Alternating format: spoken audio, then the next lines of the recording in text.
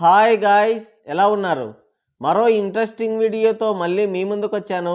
ఈ వీడియో చివరి వరకు చూసి నచ్చితే ఒక లైక్ వేసుకోండి. ఓకే, ఇక వీడియో స్టార్ట్ చేద్దాం. ఆడదాన్ని చూడగానే అమ్మ అనేలా ఉండాలి, నీ అమ్మ అనేలా ఉండకూడదు. పులిని చూసి నక్క వాతలు పెట్టుకుంది అన్న సామెత విన్నాం కానీ పులిని చూసి కుక్క వాతలు పెట్టుకుంది అనే సామెత వినాల్సి వస్తుందని కల్లో కూడా అనుకోలేదని వాపోతున్నారు మన ట్రేడ్ పండితులు.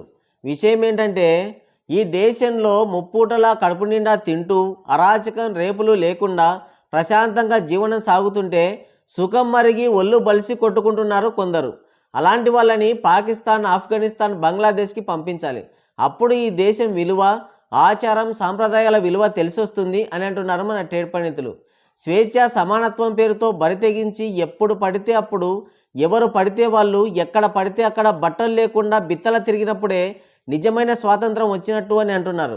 రీసెంట్గా శివాజీ అంగుళం అమ్మాయిలు సాంప్రదాయబద్ధంగా ఉండాలి, మంచి బట్టలు వేసుకోవాలి, సామాన్లు కనబడితే అది అందం కాదు, అందం అనేది నిండు చీర కట్టడంలో ఉంటుంది అని అన్నాడు. మంచి సామెత ఈనూరుకోవాలి. ఆయన అన్న దాంట్లో తప్పేముంది? ఏది మంచిదో, ఏది అవసరమో అది మాత్రమే తీసుకోవాలి. స్పర్మ్ శాంపుల్ కి బాటిల్ తీసుకెళ్ళి అక్కడ వెయిట్ చేయి. మనిషినా గుర్రాన్న ఇంత రాదండి ఆ బాటిల్. సేమ్ ఇదే జరుగుతోంది ఇప్పుడు. మంచి బట్టలు వేసుకోవాలి, సాంప్రదాయబద్ధంగా ఉండాలి అనే సారాంశాన్ని వదిలేసి సామాన్లు అనే పదం పట్టుకొని ఊగులాడుతున్నారు. అమ్మాయిలు మంచిగా ఉండాలి, సాంప్రదాయబద్ధంగా ఉండాలి, ఆడదంటే ప్రకృతి, ప్రకృతి అంటే అమ్మ, ఆ గౌరవం మంచి బట్టలతోనే వస్తుంది అని చెప్తే అది వదిలేసి సామాన్లు అంటావా, బట్టలే వేసుకుంటే నీకెందుకు అని వితండవాదం చేస్తున్నారు కొందరు సూడో ఫెమినిస్టులు. ఎవడైనా కోతికి రేజర్ ఇచ్చాడనుకో గుద్దనే గొక్కుంటుంది కానీ షేవ్ చేసుకోదు కదా. సేమ్ ఈ కోతిలాగే చేసి దారిన పోయే కంపెనీ ముడ్డికి తగిలించుకుంటున్నారు. మంచి మాట చెప్పాడు, వింటే విను, లేదంటే వదిలేయి, బలవంతం చేయలేదు కదా, దానికే కేసులు పెడతారంట, చట్టం ముందు నిలబెడతారంట. అసలు ఈ చట్టమే ఒకచోట నిలబడలేదు, మళ్ళీ చట్టం ముందు నిలబెడతారంట. చంద్రుడు భూమి చుట్టూ తిరిగినట్టు, భూమి సూర్యుని చుట్టూ తిరిగినట్టు, సూర్యుడు పాలపుంత చుట్టూ తిరిగినట్టు ఈ చట్టం డబ్బున్న వాళ్ళ చుట్టూ, రాజకీయ నాయకుల చుట్టూ, సెలబ్రిటీల చుట్టూ తిరుగుతోంది.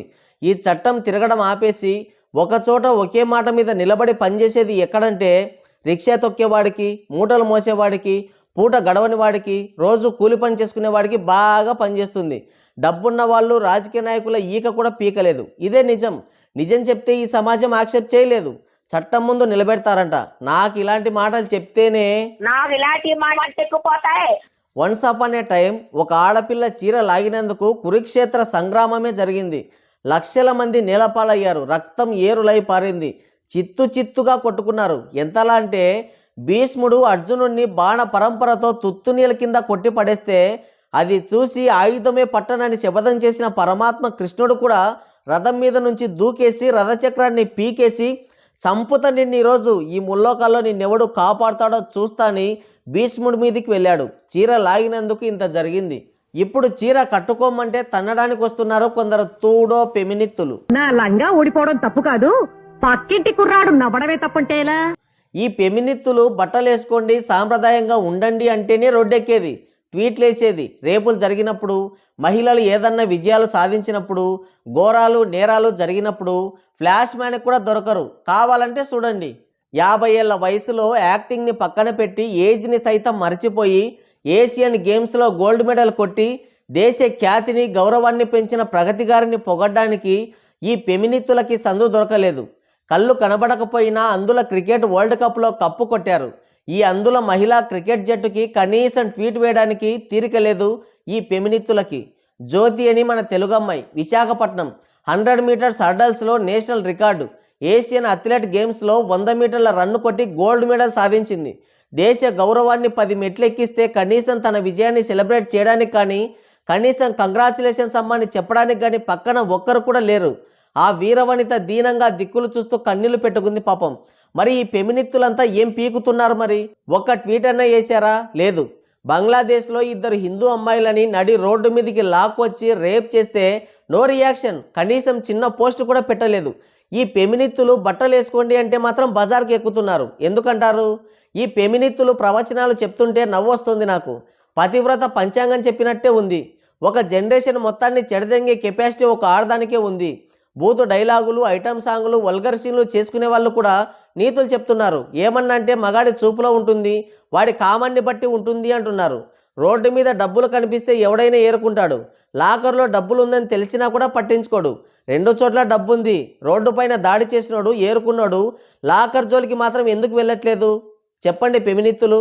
సరేలే, మీకు ఇలాంటివన్నీ ఎలా తెలుస్తాయి, మీరు ఇప్పుకోండి.